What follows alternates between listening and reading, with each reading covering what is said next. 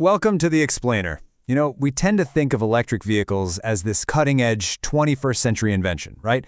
I mean, you see them absolutely everywhere today, and it feels like this sudden revolution driven by recent tech breakthroughs and new emission standards. But what if I told you that the foundation for today's highest-performing electric sports cars was actually laid before the invention of the airplane? Today, we are exploring a fascinating 125-year journey that uncovers the deeply embedded electric DNA of one of the world's most famous automotive brands.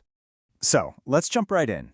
To really understand this story, I'm going to hit you with a question that usually stops car enthusiasts dead in their tracks. Take a guess. When do you think the first electric Porsche was actually made?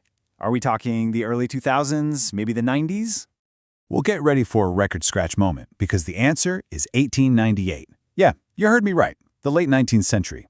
To put that into perspective, horse-drawn carriages were literally still ruling the streets. The mastermind behind this was, of course, Ferdinand Porsche. But long before he founded his legendary company, he was just this teenager with a total obsession for electricity. In fact, back in 1893, when he was just 18 years old, he showed off his engineering genius by actually wiring his parents' house for electric lighting. It's that exact passion that drove him to Vienna, where he worked his way all the way up from a mechanic to the head of a testing department, and that set the stage for a total automotive revolution.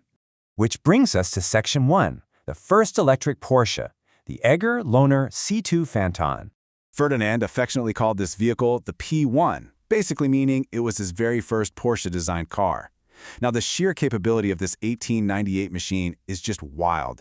It was powered by this octagonal electric motor, pumping out about 3 to 5 horsepower and hitting top speeds around 35 kilometers per hour. But here is the real shocker. It had an 80-kilometer driving range. I mean, for a vehicle built over 100 years ago, that definitively proved that electric mobility wasn't some sci-fi fantasy. It was highly functional. So it begs the question, why were they even building electric cars way back then? Well, Ferdinand teamed up with a carriage maker named Jacob Lohner, and Lohner's reasoning sounds crazy relevant today. He commissioned these early EVs specifically because he felt the city air was being, and I quote, ruthlessly spoiled by the large number of petrol engines in use. So even at the absolute dawn of the 20th century, folks recognized the pollution from combustion engines, and electricity was seen as this clean, elegant alternative. All right, let's look at Section 2, the world's first hybrid, combining combustion and electricity. Because Ferdinand didn't just stop at pure battery power. In 1900, he took a massive leap and designed the world's first functional hybrid car.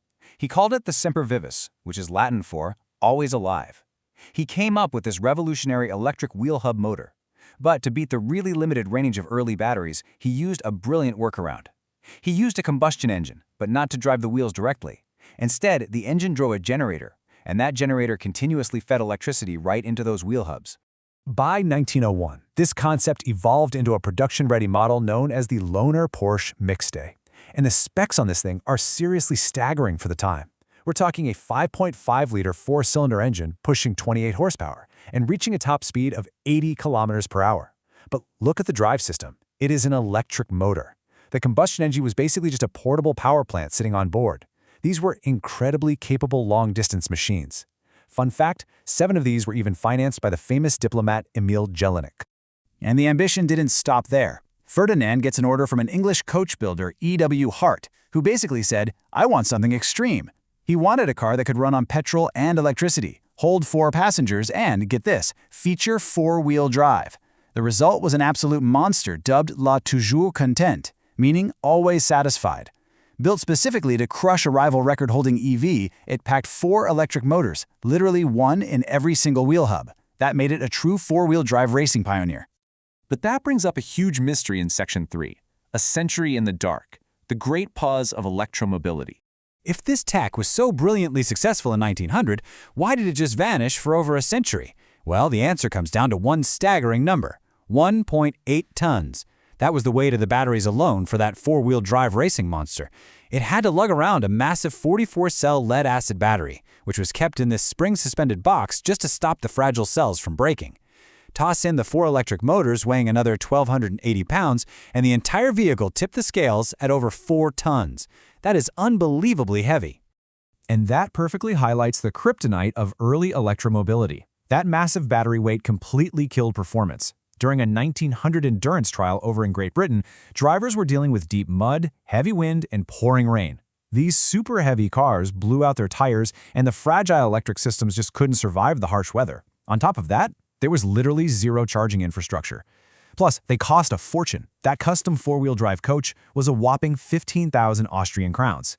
So at the end of the day, the internal combustion engine just won out. It was cheaper, it was lighter, and it was way easier to fuel up. Now, the tech didn't die overnight. It actually pivoted. Since passenger EVs were just too expensive, that cool hub motor system got adapted for larger commercial vehicles where weight wasn't quite as critical. They powered rear-drive double-decker buses in Berlin and even front-drive fire engines. Actually, the Vienna Fire Department ran 40 firefighting vehicles using this exact setup. But eventually, even those faded away, and electric mobility went into a 100-year hibernation. So let's jump forward in time to Section 4, the hybrid resurrection, returning to the roots. Fast forward over a century, and the world looks totally different. We've got strict emissions laws, and crucially, the invention of lightweight lithium-ion batteries. This sparked a total resurrection of Ferdinand's original idea. The historical timeline connects the dots perfectly. You have the first EV in 1898, the first hybrid in 1900, and then boom, we jump to 2010 when the company releases the Cayenne S hybrid. Then, just a few years later in 2013, we get the 918 Spider plug-in hybrid, and finally the fully electric Taycan in 2019. The basic principles of generating charge and powering those motors? They're a direct, unbroken line from that 19th century genius. Let's explore exactly how they did that in Section 5, Track Tech to Taycan, Forging the Future at Le Mans.